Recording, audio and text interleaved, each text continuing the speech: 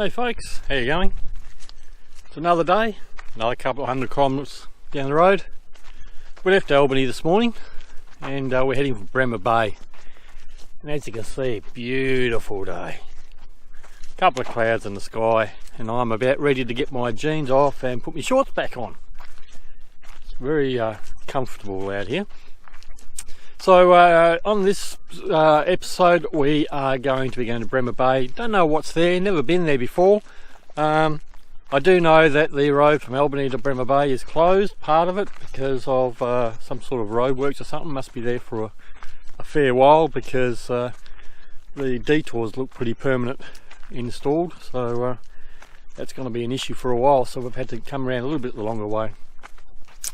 But anyway, we'll get to Bremer Bay and we'll see what they've got to offer. So while I run the credits, I'll go down the bottom down there and hit the subscribe button and, well, hit that thumbs up anyway, because you know you're going to want to. And while I'm at it, I'll just mention also that this episode is brought to you by Leprechaun Transport. If you have any general goods that you need to move around Perth, the metropolitan area, southwest, the state, or even the country, give them a call, they'll sort you out. And we'll see you again shortly. You know, I was going to call this series Coast to Coast. Then 2 weeks before we were due to leave, this happened. We received a positive COVID-19 test result. That's right, COVID hit Perth. Great. This meant a last minute change in plans. So the roadblock would be about here. If I take this track down around here... Hey, nothing to see here! But there was no need to plan a secret departure from Perth because the gods, they were smiling on us. It was a day late, but we could finally depart on our travels. But now, what to call the series? Escaping COVID! Nah. What about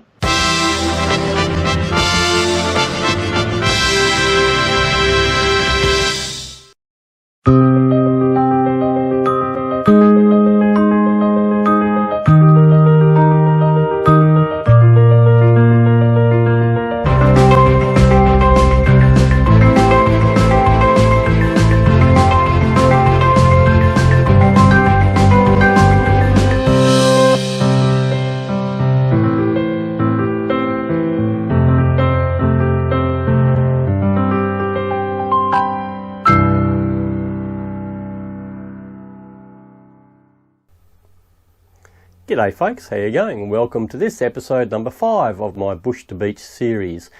This series is basically travelling from the bush or the tall timbers of Pemberton going through to the beaches of Esperance.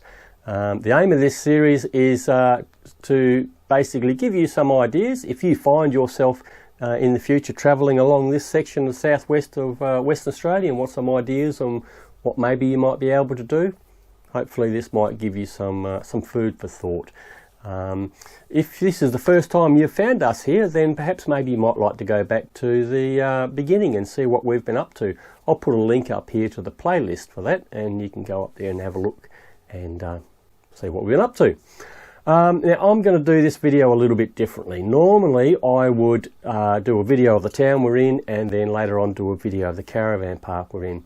To be honest, this town, it's not a big town. I haven't got a lot of footage of both of them. So for this video only, I'm going to combine the town and the caravan park together. So for this video, we've left Albany and we're actually in Bremer Bay. So let's go and have a look.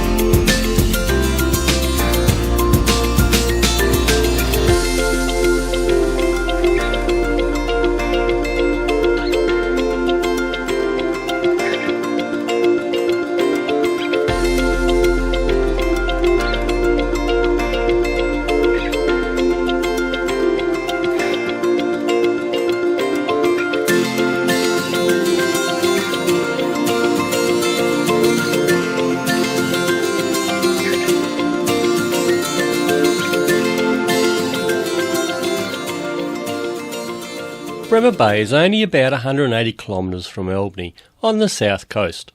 There are a heap of free camps along the coast between the two. With only a population of a few hundred people, you could say that it's pretty typical Aussie coastal town. But as you drive around town, you can see that the town is actually on the move. They say that if there is any kind of construction in the town, then the town is prosperous.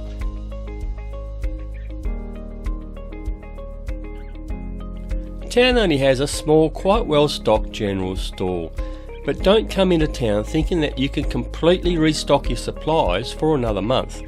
Remember that the whole town needs to rely on the stock till the next delivery.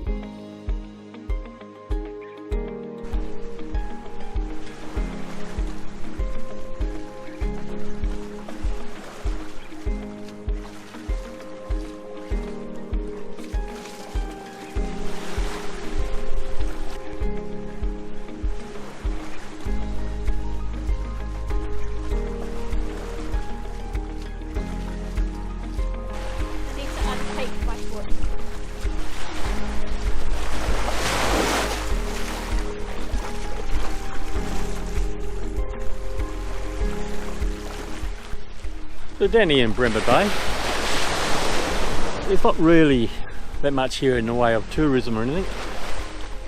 Really fishing, if you're into fishing, it's probably a really good spot to go fishing. I'm not into it, so I get my fish from the fish and chip shop ready to go. But nice beach here, if you want to go for a swim. There's a couple of lookouts around, but yeah, really the only reason I think you'd want to come here is if you just want to sit down, do bugger all. Probably a good spot to do that, or go fishing.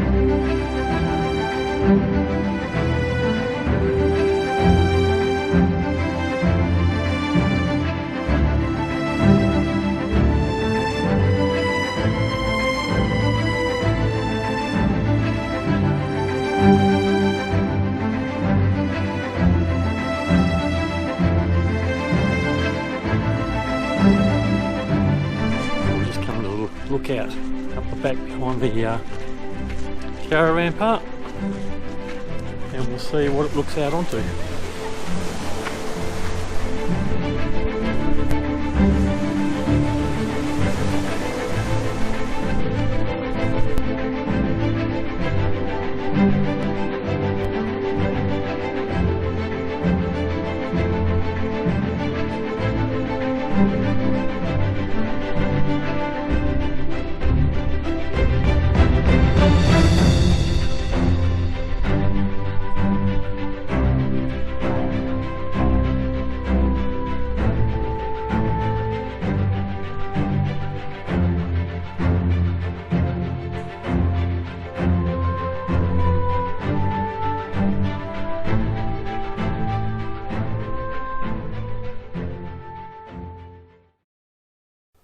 So there you go, that's what Bremer Bay looks like.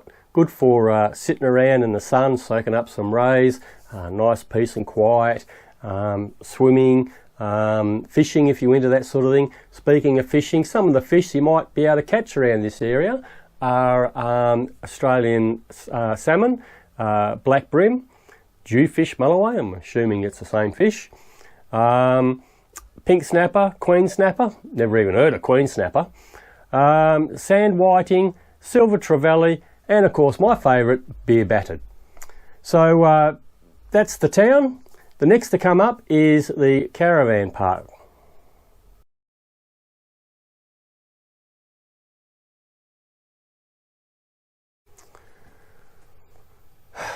Alright, the Bremer Bay Caravan Park. Let's start from the beginning. Hang on. get comfortable for this. Alright, so I rung the caravan park about 3 weeks, 4 weeks before I was due to wanting to stay there, and made a booking. And I rung them up particularly rather than doing it online, so that I could actually talk to someone to make sure that they were clear that I wanted two caravan sites, powered sites next to each other. And they gave me 2 sites, sent me a confirmation with the sites that I had, and I looked on the map, worked out where they were. Yep, all good, no problem. Quite happy with that.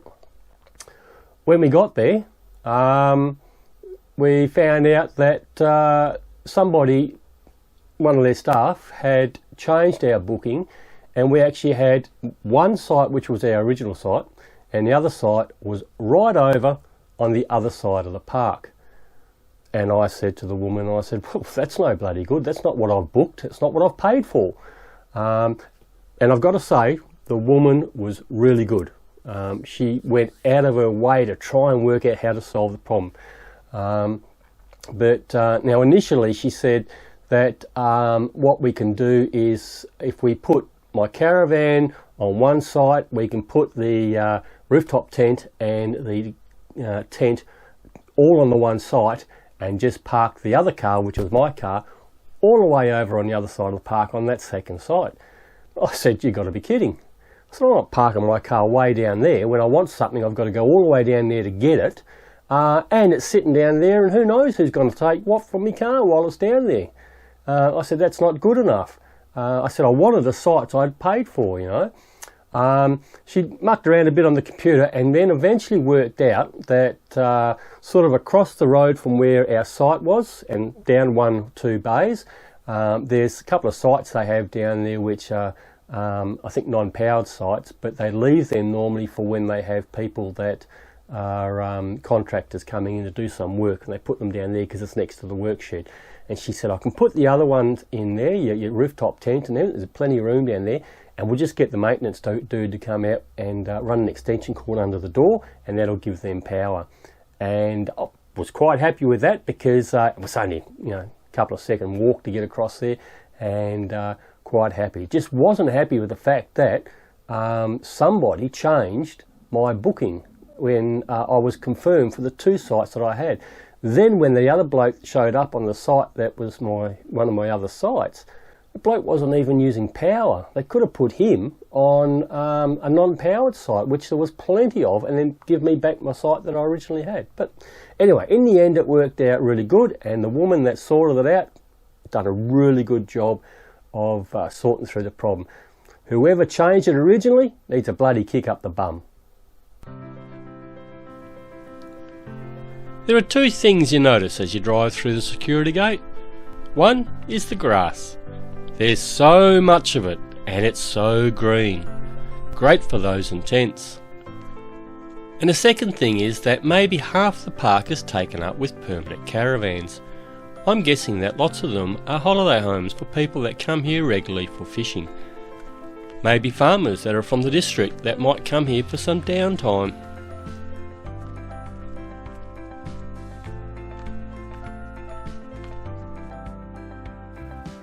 Your caravan site is a good size, no squeezing in nets to each other.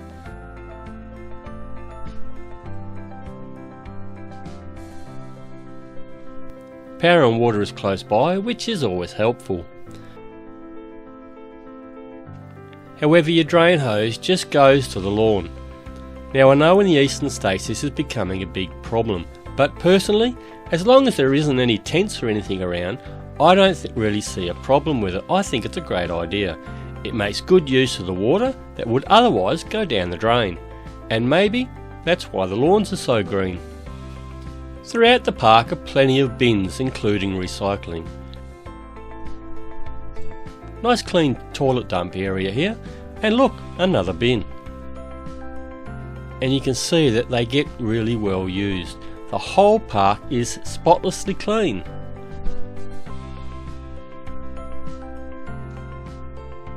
Toilet blocks are quite well spaced around the park and are very clean and tidy, at least the couple that I stuck my nose into.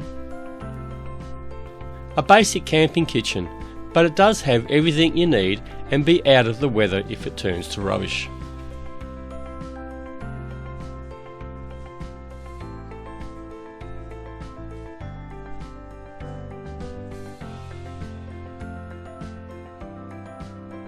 and a lot of trees covering most of the park.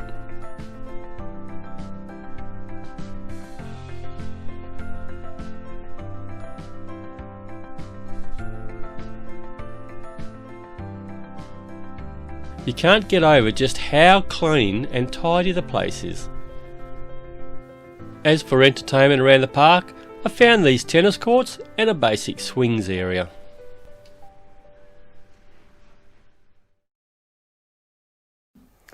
Alright, so the question is, would I want to come back here?